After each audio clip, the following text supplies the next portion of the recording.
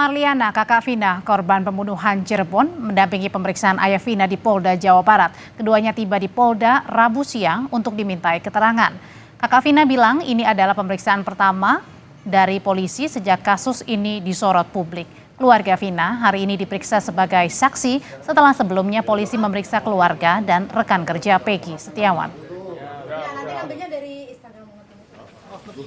Kan Peggy sama pelaku yang di dalam kan tidak mengenali semua. Jadi saya bilang ya, saya dan keluarga tidak mengenal teman-teman adik saya yang di luar sana. Saya dan keluarga hanya mengenal teman-teman yang di rumah. Lalu apa saja kesaksian yang digali dari keluarga Vina hari ini? Telah bergabung bersama kami ada penasihat hukum keluarga Vina, Dewi Intan. Malam, Mbak Dewi. Mbak Intan? Ya, selamat malam. Ya, Mbak Intan, jadi apa saja sih poin-poin, katanya ada 13 pertanyaan nih dari penyidik. Jadi apa saja poin-poin yang ditanyakan ke ayah Vina? Ya, hari ini pemeriksaan ayahanda dari almarhum Vina kurang lebih ada 13 pertanyaan, kurang lebih 2,5 jam tadi diperiksa.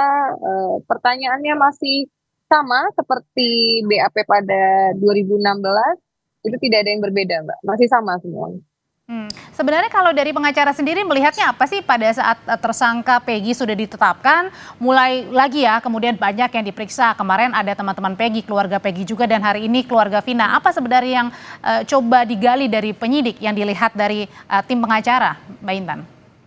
Ya, mungkin masih butuh banyak kesaksian dalam tahap penyidikan dan penyelidikan terhadap tersangka Peggy gitu. Jadi ya masih dalam tahap itu proses penyelidikan dan penyidikan mungkin.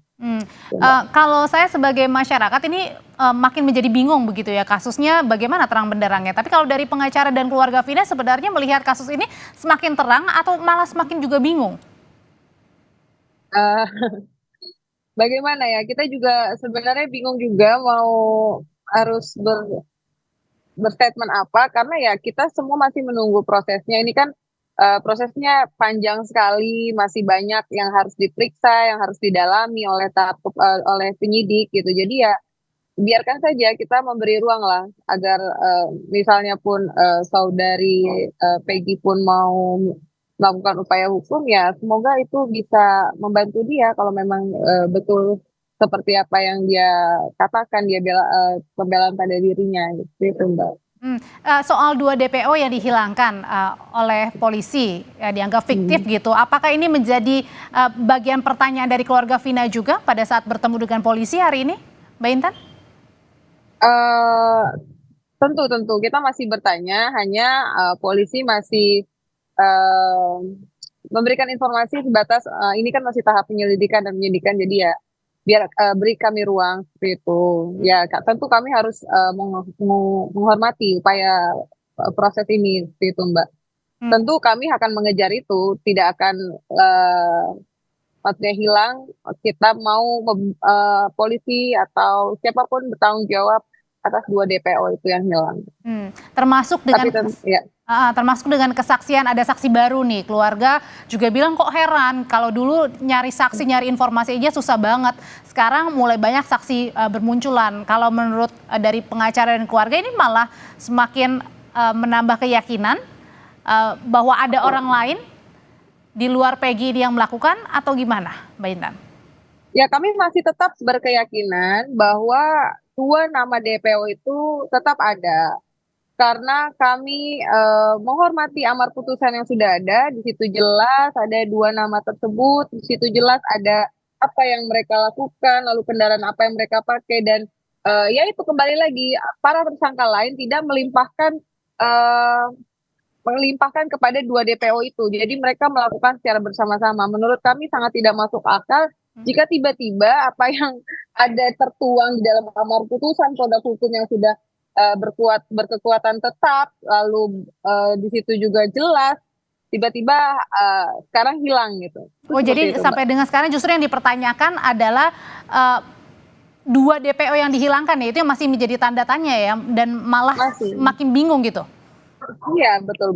Masih kita pertanyakan terus dan kita ya terus menggali, mencari tahu. Ya kalau memang ini prosesnya harus melibatkan banyak saksi, tentu kami ya merasa senang kalau itu bisa membuat kasus ini menjadi terang benderang, lalu cepat prosesnya, lalu kemarin juga sudah mendapat perhatian dari Bapak Presiden. Mudah-mudahan prosesnya menjadi transparan seperti itu kepada kami tim kuasa hukum maupun masyarakat gitu.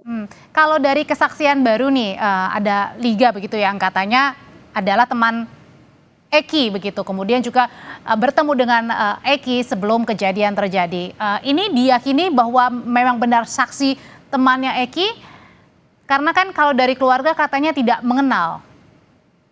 Oh iya, kalau dari keluarga almarhum Vina tidak mengenal. Itu kan kalau mereka bersaksi mengenal almarhum Eki ya, yang bisa menjawab itu kembali lagi ke keluarganya almarhum Eki. Kalau kami tim kuasa hukum sudah menanyakan kepada keluarga almarhum, tidak ada yang mengenal. Mbak Intan, sebenarnya kan sejauh ini sudah banyak nih saksi yang diperiksa, ada penetapan tersangka juga bagi Peggy. Dari keluarga maupun pengacara, ada yang dipertanyakan juga Kak, misalnya alat bukti yang kemudian dirasa masih belum cukup nih. Terhadap siapa Mbak? Terhadap para tersangka ataupun nanti ketika ada tersangka-tersangka lainnya, penambahan kalau misalnya ada.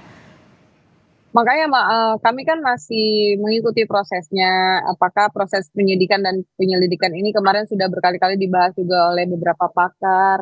Ada scientific crime investigation harusnya, apakah pada tahun itu ada proses tersebut, ya itu masih dalam tahap proses semua. Mudah-mudahan semua bisa terbuka. Termasuk juga sampai dengan sekarang rekonstruksi masih belum berlangsung ya, baru pra doang ya Mbak? Betul. Kita masih menunggu terus. Oke, terakhir kalau itu Mbak Intan, kalau ada rekonstruksi, keluarga sangat besar berharap diundang bisa melihat langsung TKP? Tentu.